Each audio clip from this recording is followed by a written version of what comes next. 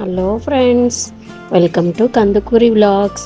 ఈరోజు మనం బొబ్బెర్లతోటి గారెలు ఎలా చేసుకోవాలో చూద్దాం రండి. ముందుగా బొబ్బెర్ల పప్పుని నేను 5-6 గంటలు నానబెట్టాను. తర్వాత మిక్సీలో వేసుకున్నాను. పచ్చిమిర్చి, అల్లం ముక్కలు వేసి గ్రైండ్ చేసుకొని దాంట్లో కొత్తిమీర, పుదీనా, కరివేపాకు వేసి ఒకసారి కలపాలి. ఉప్పు కూడా వేయండి. కడాయి పెట్టుకొని స్టవ్ మీద ఆయిల్ వేసి వడలను వేయండి.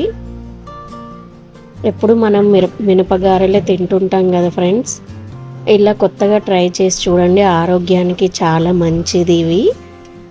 ఎప్పుడు మినపగారెలే కాకుండా ఇలా డిఫరెంట్గా కూడా గారెలు వేస్తే చాలా బాగుంటుంది.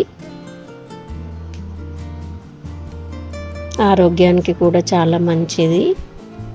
ఇలా ఆయిల్లో గారెల్ని వేశాక కొంచెం మగ్గిన తర్వాత వాటిని అటు ఇటు తిప్పుతూ కలపండి. ఎర్రటి రంగులోకి వచ్చేదాకా వాటిని డీప్ ఫ్రై చేయండి.